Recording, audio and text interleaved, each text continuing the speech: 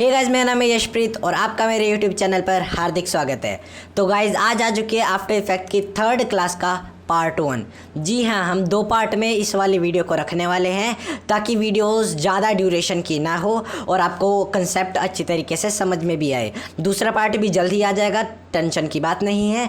आज की क्लास में हम एक वर्चुअल सी बनाना सीखेंगे, वो भी फोटोशॉप, इलस्ट्रेटर और आफ्टर इफेक्ट को लेकर। ऑब्वियसली आफ्टर इफेक्ट की क्लास है तो आफ्टर इफेक्ट में ही हम वर्चुअल सी बनाएंगे। फोटोशॉप और इलस्ट्रेटर का सिर्फ कंपोनेंट और कंपोजिशन बनाने तक का ही काम है, तो आज हम वही सीखेंगे। पार्ट 1 में हम फोटोशॉप और इलस्ट्रेटर से कंपोजिशन बनाएंगे और वो आफ्टर इफेक्ट में लाएंगे। तो पूरी वीडियो को ज़रूर देखें, एंड तक देखें ताकि आपको हर एक चीज़ समझ में आए और आफ्टर इफेक्ट में बहुत ज़्यादा मज़ा आने वाला है। तो don't miss any part of this video. So let's get straight into the video. तो गाइज, हम आ चुके हैं अपनी आफ्टर इफेक्ट की विंडो पे। तो अभी तो पहले हमें इलस्ट्रेटर पे चलना है, तो मैं इलस्ट्रेटर पे आता हूँ। ये कुछ हमारा इलस्ट्रेटर का इंटरफेस है। मैं पिछली वीडियो में नहीं बता पाया था कि न्यू डॉक्यूमेंट कैसे बनाते हैं। तो यहाँ से आप क्रिएट न्यू क्लिक करके आपके सामने कुछ इस तरह का इंटरफेस आएगा। यहाँ पर आपको प्रीसेट डिटेल मिलती है, आप कुछ भी लिख सकते हैं। मैं लिख रहा हूँ क्लास 3। यहाँ पर आपके पास विड्थ एंड हाइट मिलता है। मैं अभी पिक्सल्स में यूज़ कर रहा हूँ, तो मैं अभी लिख लेता हूँ 1920 बाय 1080। ये मेरी फेवरेट है इसीलिए मैं ये रखता हूँ। ओरिएंटेशन आपके पास मिल जाती है, तो अगर आप ये पोर्ट्रेट लेते हैं तो ये दोनों इंटरचेंज हो जाती हैं। देखिए 1920 अब हाइट वाली रेशियोज़ में आ चुका है, तो आप लैंडस्केप पे ही रखें इसे। ये टॉप बॉटम ब्लीड ये छेड़ने की कोई ज़रूरत नहीं है, क्योंकि हम इतना हाई लेवल पे अभी काम नहीं करने वाले। RGB कलर है, स्क्रीन 720 ppi ही रखे, कोई छेड़ने की ज़रूरत नहीं है। बस हमें अभी विड्थ एंड हाइट ही लेनी थी, तो यहाँ से क्रिएट करें तो आपके सामने फिर कुछ इस तरीके से क्रिएट हो जाएगा। साइड में मैंने अभी भी कीज़ इंडिकेटर ऑन रखा ही हुआ है, तो आपको मेरे सारे कीज़ हर वक्त दिखाई देंगे कि मैं कौन सी की किस वक्त दबा रहा हूँ। तो अब हमें कंपोनेंट्स लेने के लिए, यानी कि हमारे फेक सी, हमारे वर्चुअल सी में कंपोनेंट्स लेने के लिए इलस्ट्रेटर में आना पड़ा है। तो इलस्ट्रेटर में हम विंडो में जाएंगे, विंडो मेन्यू में जाएंगे। इसमें थोड़ा सा नीचे करने पर, यानी कि इस एरो को क्लिक करने पर आपके पास आ जाता है सिंबल लाइब्रेरीज़। इस सिंबल लाइब्रेरीज़ में आप क्लिक कर लें नेचर पे। नेचर से क्या है कि आपके पास नेचर की कुछ पिक्चर्स आ जाती है रेडीमेड। तो हम पहले एक शार्क ले लेते हैं, क्योंकि शार्क सी में होती ही है। शिफ्ट दबा के मैं इसे बड़ा कर लेता हूँ। ये रही हमारी शार्क। कई टाइप की ग्रासेस, लाइक ये भी अच्छी ग्रास है। मैं इन्हें प्रोपोर्शनली ही बड़ा कर रहा हूँ, इनका रेशियो नहीं गवा रहा है, इसलिए शिफ्ट दबा कर करें। अगर मान लीजिए रेशियो गायब भी हो जाता है या फिर गड़बड़ी हो जाती है रेशियो में, तो कंट्रोल Z करके भी आप फिर से रेशियोज़ को कम या ज़्यादा कर सकते हैं। ये ग्रास भी हमने ले ली है। फिशेज़ ले लेते हैं 3-4 तरह की। इस फिश को मैं थोड़ा सा बड़ा कर लेता हूँ। ये हमारी बिग फिश होगी, ये हमारी मिडल फिश। तो और कोई कंपोनेंट मेरे हिसाब से कुछ नेसेसरी नहीं है। बाकी हाँ, हम एक ये शेल भी ले सकते हैं ताकि जस्ट फॉर शो पीस हमारे कंपोजिशन में अच्छा सा लगे, इसलिए। तो हमने कुछ कंपोनेंट्स ले लिए हैं। 1 2 3 4 5 6 7 8 कंपोनेंट्स हमारे साथ अभी भी हैं। तो हम इन्हें अब फोटोशॉप में ले आते हैं, क्योंकि हम फोटोशॉप में कंपोजिशन बनाएंगे। इलस्ट्रेटर में हम कंपोनेंट्स लेने ही आए थे, लेकिन हम जो मेन जो कंपोजिशन है वो हम फोटोशॉप में बनाएंगे। तो हम फोटोशॉप पे चलते हैं। फोटोशॉप का भी इलस्ट्रेटर जैसा ही इंटरफेस है। यहाँ पर मैंने जो कस्टम जो अभी यूज़ किए हैं वो है। यहाँ पर आपके पास नेम आ जाता है, तो मैं यहाँ पे लिख लेता हूँ क्लास 3 कॉम्प। ठीक है, हमने क्लास कॉम्प नाम से रख लिया है नाम। तो विड्थ आ जाती है हमारे पास। अब विड्थ हमें जो हमारी कंपोजिशन चाहिए ना, जितने की बिल्कुल सेम टू सेम ही हमें विड्थ और हाइट रखनी है। यानी कि 1920 मैं यहाँ रख लेता हूँ और यहाँ पर मैं रख लेता हूँ 1080। ओरिएंटेशन को लैंडस्केप पे कर लें। ये मैंने पिछली बार ओरिएंटेशन पोर्ट्रेट यूज़ किया था, इसलिए पोर्ट्रेट पे ही रह गया था, लेकिन मैं लैंडस्केप कर लें ताकि ये लैंडस्केप में ही रहे। विड्थ ज़्यादा बड़ी और हाइट छोटी। पिक्सल्स में किया हुआ है मैंने, इंची सेंटीमीटर मिलीमीटर, जो आपका मन करे उससे भी यूज़ कर सकते हैं। पिक्सल्स मुझे 1920x1080 पिक्सल्स याद रहता है तो मैं पिक्सल्स ही रखता हूँ। ये मैं फ़ोटोशॉप CC 2020 वर्जन यूज़ कर रहा हूँ, इसलिए इसमें आर्ट बोर्ड का भी ऑप्शन मिल रहा है, जो कि इलस्ट्रेटर का एक पार्ट होता है, आर्ट बोर्ड। रेजोल्यूशन आपके पास बहुत ज़्यादा होगी, मतलब 170 के करीब होगी, आप इसे 80 या 70 कर लें। हाई एंड पीसी है तो 80 कर ले, लो एंड पीसी है तो 70 50 कर ले, इससे आपकी कंपोजिशन पे कोई फ़र्क नहीं पड़ेगा। पिक्सल सेंटीमीटर में ही रहने दें। बाकी RGB कलर 8 बिट वाइट, इससे हमें कोई लेना देना नहीं है अभी। हाँ, अगर आपको इसी सेम चीज़ को सेव भी करना है तो आप इस बटन पे क्लिक करें।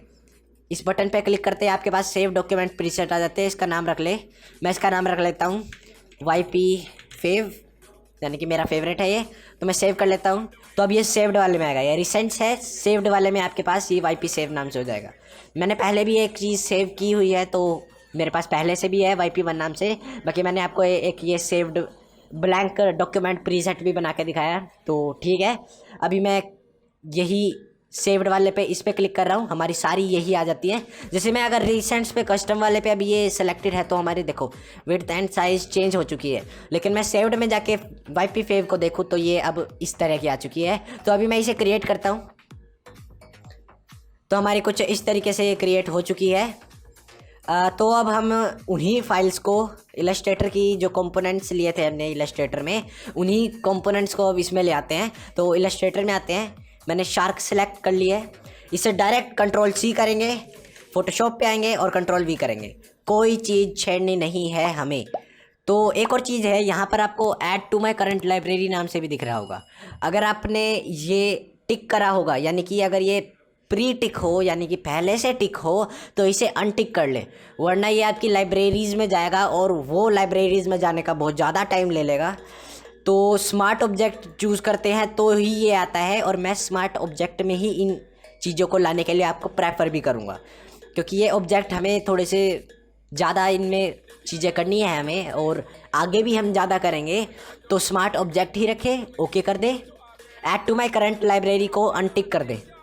अब मैं जो वर्ज़न यूज़ कर रहा हूँ फ़ोटोशॉप CC 2020, इसमें एक और चीज़ है, इसमें बहुत बड़ा चेंज आया है। पिछले फ़ोटोशॉप के जितने भी वर्जन्स थे उनमें ये था कि अगर आपको इस फ़ोटो को प्रोपोर्शनली छोटा करना है तो आपको शिफ्ट दबाना पड़ता था, और इलस्ट्रेटर में भी ऐसा ही है। अगर आपको किसी फाइल को छोटा करना है, यानी कि प्रोपोर्शनली छोटा करना है, तो आपको शिफ्ट दबाकर ही उसे छोटा या बड़ा करना पड़ता था। लेकिन फ़ोटोशॉप में ऐसा नहीं है, इस फ़ोटोशॉप 2020 के वर्जन में ऐसा नहीं है। इसमें डायरेक्ट आपको बिना कुछ शिफ्ट या ओल्ट कुछ भी दबाए आप छोटा करेंगे, मतलब डाउन स्केल करेंगे तो ये प्रोपोर्शनली ही छोटा होएगा, ये अपनी रेशियो नहीं खोएगा। यहाँ तक कि अगर आप शिफ्ट दबाएंगे तो ये प्रोपोर्शन खोना स्टार्ट कर देगा। ये देखिए अब ये रेशियो खो रहा है अपने, इसलिए ये मुझे सबसे बेस्ट अपडेट लगा फ़ोटोशॉप का अभी तक का। तो मैं इसे छोटा कर लेता हूँ थोड़ा सा, ऑलमोस्ट इतना, और इसे यहाँ पे प्लेस कर लेता हूँ, बल्कि इससे भी थोड़ा सा छोटा कर लेता हूँ। ये बिल्कुल करेक्ट हो चुका है, ठीक है। तो मैं मूव टूल ले लेता हूँ। मूव टूल से डीसेलेक्ट हो जाता है बेसिकली, या फिर एंटर भी दबा सकते हैं। तो मैं फिर से यही मिडल फिश, मतलब स्मॉल फिश को Ctrl+C करता हूँ, फ़ोटोशॉप में आता हूँ, Ctrl+V कर देता हूँ। Add to my current library मैंने अनटिक कर रखा है, और स्मार्ट ऑब्जेक्ट पे ही मैंने सेलेक्ट रखा है। ओके, ये हमारा आ चुका है। ये थोड़ी सी स्मॉल रहेगी तो मैं इसे स्मॉल ही कर लेता हूँ। बिग फिश Ctrl+C, इसको भी कहीं और आके मैं Ctrl+V कर देता हूँ। ओके, ये बिग फिश है तो इस वाली फिश से थोड़ी सी बड़ी होनी चाहिए, इन्हें मैं लाइन में रख देता हूँ। एक और चीज़, अगर आपको इन्हें रीसाइज़ करना पड़ जाए, यानी कि अगर आपको इन्हें कहीं भी रीसाइज़ करना हो, तो ये इलस्ट्रेटर की तरह नहीं है कि अगर आप क्लिक करेंगे तो इनके ऊपर ये आपके पास हैंडल्स आ जाएंगे। नहीं, इनमें आपको इस ऑब्जेक्ट को क्लिक करना है, Ctrl+T दबाना पड़ेगा, तब जाकर ही आपके पास ये कुछ बड़े छोटे करने के हैंडल्स आएंगे। तो एक और चीज़, मैं इन्हें रीनेम भी करता रहता हूँ साथ साथ। ये देखिए मैंने मूव करके देख लिया, ये शार्क है तो मैं इस वाले ऑब्जेक्ट का नाम शार्क रख देता हूँ। यहाँ पर आऊँगा, इस नेम पर डबल क्लिक करूँगा और यहाँ पर मैं इसका नाम शार्क रख दूँगा, शार्क। बेटर। तो इससे हमारे पास एक चीज़ रहेगी कि हाँ भाई ये शार्क है, ये मैश्ड अप नहीं होंगे क्योंकि सबका नाम वेक्टर स्मार्ट ऑब्जेक्ट नाम से ही है। तो ये हमारी ये वाली वैल्यू है, तो इस पर डबल क्लिक करते हैं, इसका नाम रखते हैं बिग फिश। और ये हमारी ऑब्वियसली स्मॉल फिश है, या फिर इसे मीडियम फिश भी कह सकते हैं, लेकिन स्मॉल फिश ज़्यादा अच्छा है, स्मॉल फिश। ओके, तो मैं ग्रासेस भी ले आता हूँ, उससे पहले एक स्मॉल फिश भी ले लेता हूँ, वेरी स्मॉल फिश। इसे कंट्रोल भी करता हूँ। Add to my current library, ये देख लीजिए अनटिक है, टिक होगा तो बहुत ज़्यादा टाइम ले लेगा। यहाँ पर आपके पास लोडिंग आ जाएगी वेटिंग फॉर लाइब्रेरीज़। तो स्मार्ट ऑब्जेक्ट पे ही ये आएगा वैसे भी करंट लाइब्रेरीज़ वाला, और किसी पे ये ऑप्शन एप्लीकेबल नहीं है। तो स्मार्ट ऑब्जेक्ट पे इसे अनटिक कर ले। ओके, ये हमारे पास आ चुकी है। ये छोटी होनी चाहिए थोड़ी सी। फाइन, इसका नाम मैं अब चेंज कर देता हूँ यहाँ से, वेरी स्मॉल फिश। तो ये हमने सारे एंगल से भी देख लिया कि ये सबसे बड़ी हमने की है, इसकी हाफ ऑलमोस्ट बिग फिश की है, इससे थोड़ी सी छोटी हमने स्मॉल फिश, और इस सबसे छोटी हमारी वेरी स्मॉल फिश। तो इन सबको अभी के लिए थोड़ा सा साइड में रख लेते हैं। अब हम ले आते हैं अपनी ग्रास। तो ये वाली ग्रास ले आते हैं पहले, कंट्रोल सी, इस पे आएंगे control V. Add to my current libraries untick है। ओके, इसे मैं कुछ इस तरीके से करता हूँ, छोटा करता हूँ सबसे पहले। तो कुछ इस तरीके से मैं इन्हें थोड़ा सा नीचे की तरफ रख लेता हूँ। ठीक है, थोड़ी सी और छोटी कर लेता हूँ ये ग्रास। ये ठीक है। मैं मूव टूल ले रहा हूँ, इस पर एक बारी क्लिक करके मैं ऑल्ट दबा रहा हूँ। ऑल्ट दबाने के बाद ये देखिए हमारा कर्सर चेंज हो चुका है। ऑल्ट नहीं दबाएंगे तो ये कुछ इस तरीके का है। ऑल्ट दबाने के बाद हमारा कर्सर चेंज हो चुका है क्योंकि हमने ये वाली ग्रास को कॉपी किया हुआ है। पहले मैं इसका नेम ही चेंज कर लेता हूँ। ये है हमारी ग्रास 1। ठीक है, मैं इस पर क्लिक करता हूँ, ये हमारी ग्रास 1 सेलेक्ट हो चुकी है। तो मैं अब इसे ऑल्ट दबाऊंगा और डायरेक्टली इसे ड्रैग कर दूंगा बिल्कुल इसके साथ।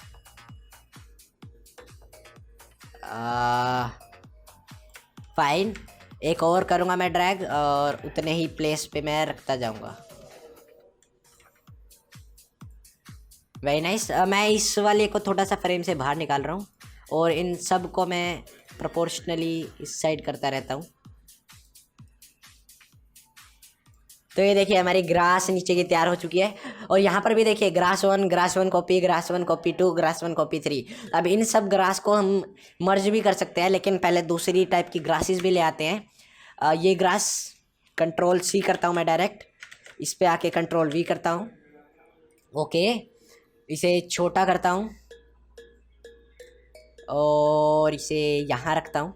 ज़्यादा बड़ी नहीं रखेंगे ये भी ग्रास, थोड़ा सा मैं इसे ऊपर ले आता हूँ।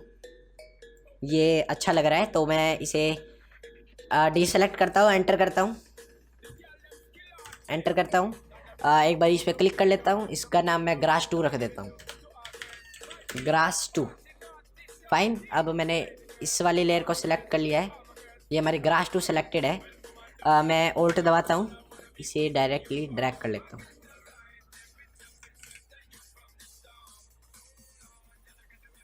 ये स्मार्ट गाइड्स भी बहुत बढ़िया है, ये अपने आप गाइड भी करते रहते हैं कि आप कितने पिक्सल पे बिल्कुल परफेक्टली आ चुके हैं।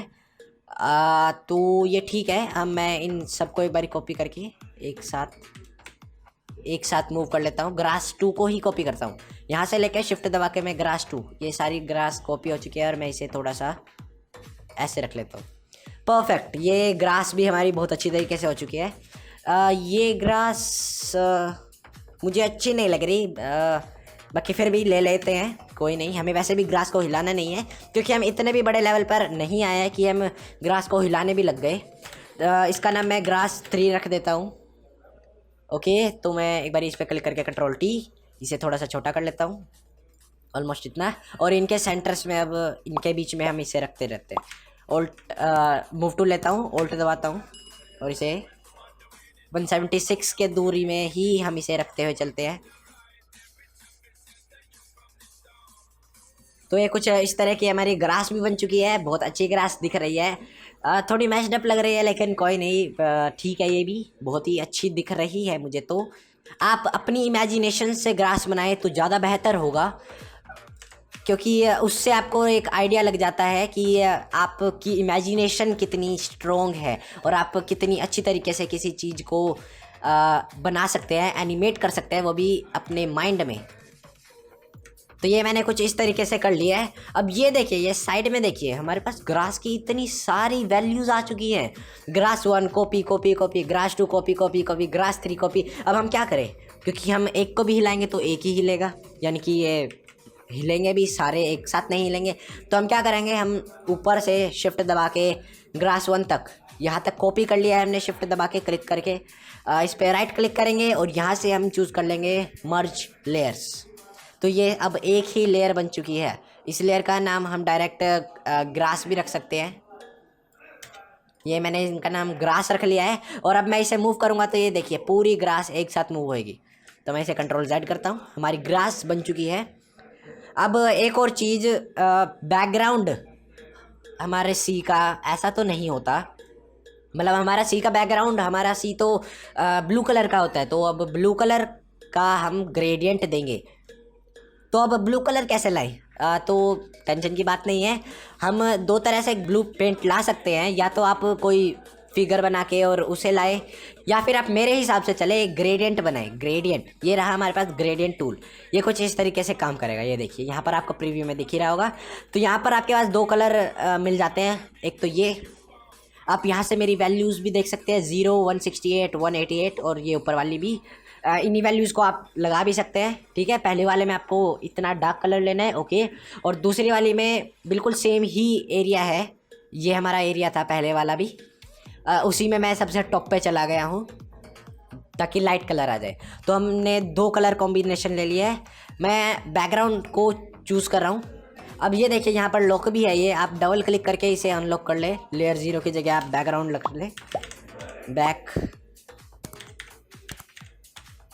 Background fine, background okay. तो मैं बैकग्राउंड को क्लिक करूंगा और उसके बाद ग्रेडियंट टूल को क्लिक करूंगा। ये देखिए अब हमारा ग्रेडियंट टूल एक्टिवेटेड है। अगर मैं बैकग्राउंड को क्लिक ना करूं तो हमारा ग्रेडियंट टूल भी एक्टिवेटेड नहीं है। तो मैं बैकग्राउंड टूल को एक्टिवेट कर दिया है, मतलब बैकग्राउंड को चूज़ करके ग्रेडियंट टूल को एक्टिवेट कर दिया है। और अब मैं क्या करूँगा, मैं इसे कुछ इस तरीके से करूँगा।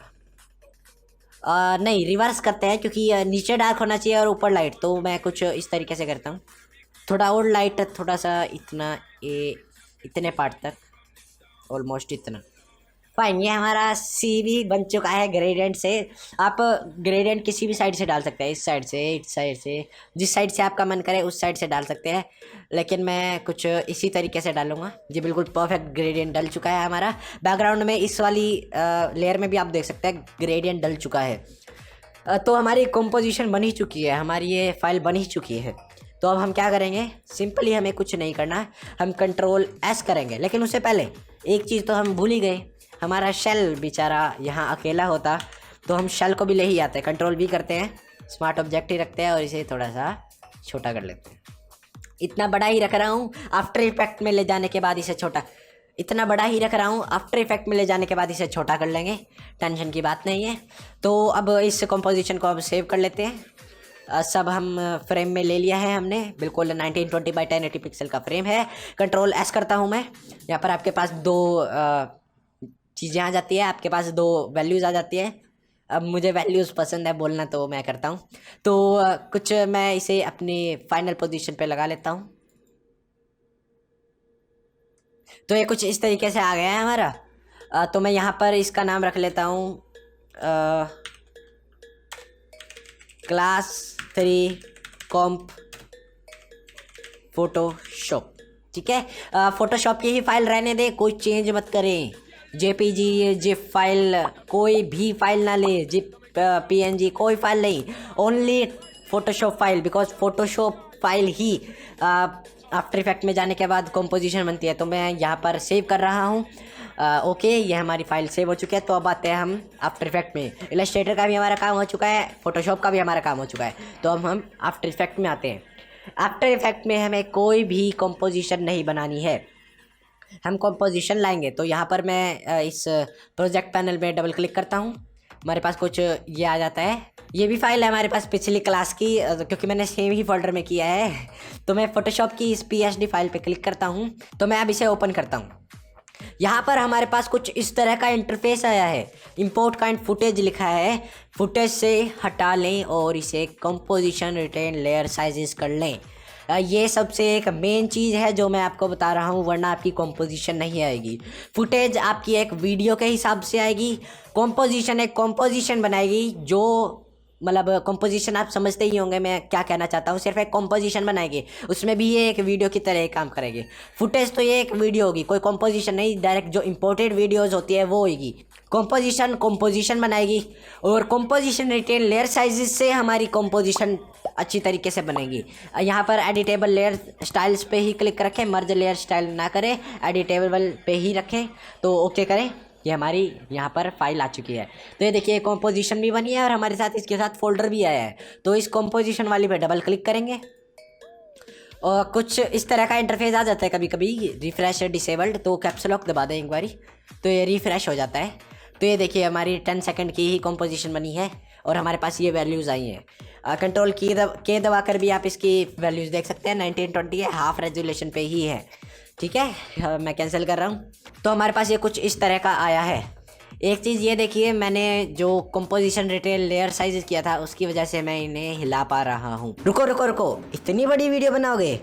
इतनी बड़ी नहीं है, सिर्फ 20 ही मिनट की वीडियो है और यहीं पे हमारा पहला पार्ट ख़त्म होता है। जी हाँ, हमने अपने कंपोनेंट्स ले लिए हैं तो कंपोनेंट्स तक ही हम अपने पहले पार्ट को सीमित रखते हैं और आगे जब हम कंपोनेंट से वर्चुअल सी बनाएंगे वो हम दूसरे पार्ट में देखेंगे।